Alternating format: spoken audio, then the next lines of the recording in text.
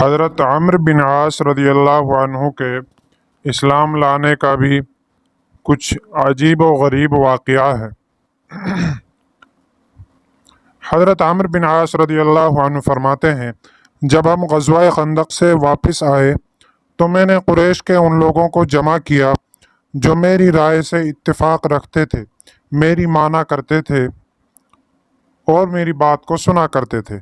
میں نے ان سے کہا، اللہ کی قسم تم لوگ دیکھ رہے ہو اور تم لوگ جانتے ہو کہ میں دیکھ رہا ہوں کہ محمد صلی اللہ علیہ وسلم کا دین دنیاوی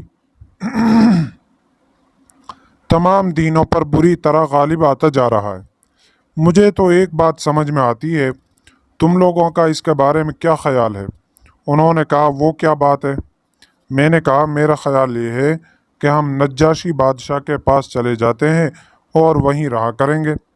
پھر اگر محمد صلی اللہ علیہ وسلم ہماری قوم پر غالب آ گئے تو اس وقت ہم نجاشی کے پاس ہوں گے، کیونکہ نجاشی کے ماتحت ہو کر رہنا ہمیں محمد صلی اللہ علیہ وسلم کے ماتحت رہنے سے زیادہ پسند ہے، اور اگر ہماری قوم غالب آ گئی تو ہم جانے پہچانے لوگ ہیں، وہ ہمارے ساتھ بھلائی کا ہی معاملہ کریں گے۔ سب نے کہا، یہ تو بہت اچھی رائے ہے۔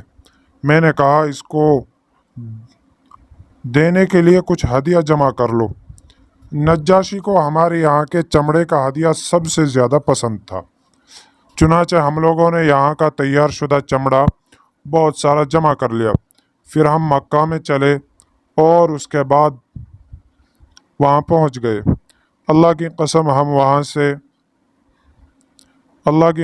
ہم وہاں ہی تھے کہ اتنے میں عامر بن امیہ زمری رضی اللہ عنہ وہاں آئے، اور حضور صلی اللہ علیہ وسلم نے ان کو نجاشی کے پاس حضرت جعفر اور ان کے ساتھیوں کے بارے میں بھیجا تھا۔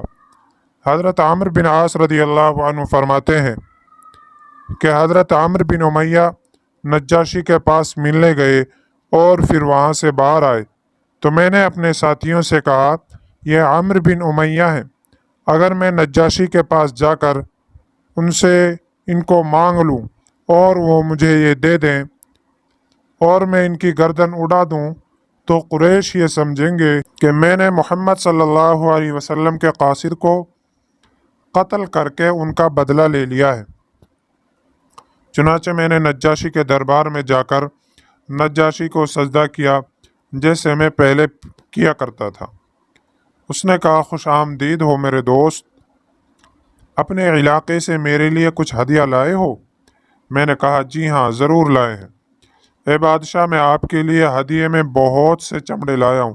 چنانچہ میں نے وہ چمڑے اس کے سامنے پیش کیے۔ وہ اسے بہت پسند آئے کیونکہ وہ اس کی مرضی کے مطابق تھے۔ پھر میں نے اس سے کہا، اے بادشاہ، میں نے ایک آدمی کو آپ کے پاس سے نکلتا ہوا دیکھا ہے اور وہ ہمارے دشمن کا قاصد ہے۔ آپ اسے میرے حوالے کر دیں تاکہ میں اسے قتل کر دوں، کیونکہ اس نے ہمارے سرداروں اور عزت دار لوگوں کو قتل کیا ہے۔ یہ سنتے ہی نجاشی کو ایک دم اتنا زبردست غصہ آ گیا اور اس نے غصے کے مارے اپنا ہاتھ اپنی ناک پر اس زور سے مارا۔ حضرت عمرو بن عاص رضی اللہ تعالیٰ عنہ کہتے ہیں کہ میں سمجھنے لگا کہ اس کی ناک ٹوٹ گئی ہے، اور ڈر کے مارے میرا یہ حال تھا کہ اگر زمین پھٹ جاتی تو میں اس میں گھس جاتا۔ پھر میں نے کہا، اے بادشاہ، اللہ کی قسم اگر مجھے اندازہ ہوتا کہ یہ بات آپ کو ناگوار گزرے گی تو میں آپ سے اسے بالکل نہ مانگتا۔ نجاشی نے کہا، تم مجھ سے اس آدمی کے قاصد کو مانگ کر قتل کرنا چاہتے ہو جس کے پاس وہی ناموس اکبر یعنی جبرائیل علیہ السلام آتے ہیں، جو موسیٰ علیہ السلام کے پاس آیا کرتے تھے۔ میں نے کہا، اے بادشاہ، کیا وہ ایسے ہی ہیں؟ اس نے کہا، تیرا ناس ہو، اے عمرو، میری بات مان لے اور ان کا اتباع کر لے، کیونکہ وہ حق پر ہیں اور وہ اپنے مخالفوں پر ایسے غالب آئیں گے جیسے حضرت موسیٰ بن عمران فرعون اور اس کے لشکر پر غالب آئے تھے۔ میں نے کہا، کیا تم مجھے ان کی طرف سے اسلام پر بیعت کرو گے؟ اس نے کہا، ہاں۔ پھر اس نے ہاتھ بڑھا دیا اور میں نے ان کے ہاتھ اسلام پر بیعت ہو گیا۔ پھر اپنے ساتھیوں کے ساتھ باہر آیا تو میری رائے بدل چکی تھی۔ اپنے ساتھیوں سے میں نے اپنا اسلام چھپائے رکھا۔ پھر حضور صلی اللہ علیہ وسلم کی خدمت میں حاضر ہو کر اسلام لانے کے ارادے سے میں وہاں سے چل پڑا۔ راستے میں مجھے حضرت خالد بن ولید ملے، وہ مکہ سے آ رہے تھے۔ یہ واقعہ فتح مکہ سے کچھ پہلے کا ہے۔ میں نے کہا، اے ابو سلیمان، کہاں جا رہے ہو؟ انہوں نے کہا، اللہ کی قسم بات بالکل واضح ہو گئی ہے، اور یہ آدمی یعنی محمد صلی اللہ علیہ وسلم یقیناً نبی ہیں، ان کے پاس مسلمان ہونے جا رہا ہوں۔ کب تک ہم ادھر ادھر بھاگتے رہیں گے؟ میں نے کہا، اللہ کی قسم میں بھی مسلمان ہونے جا رہا ہوں۔ چنانچہ ہم دونوں مدینہ حضور صلی اللہ علیہ وسلم کی خدمت میں پہنچے۔ حضرت خالد بن ولید آگے بڑھ کر مسلمان ہوئے اور انہوں نے حضور اکرم صلی اللہ علیہ وسلم سے بیعت کی۔ پھر میں نے قریب ہو کر عرض کیا، یا رسول اللہ، میں آپ سے اس شرط پر بیعت کرتا ہوں کہ میرے پچھلے تمام گناہ معاف ہو جائیں۔ آئندہ کے گناہوں کے متعلق مجھے خیال نہیں آیا۔ آپ نے فرمایا، اے عمر، بیعت ہو جاؤ، کیونکہ اسلام اپنے سے پہلے کے تمام گناہوں کو مٹا دیتا ہے۔ الاسلام یہدم ما کان قبلہ، اور ہجرت بھی اپنے سے پہلے کے تمام گناہوں کو مٹا دیتی ہے۔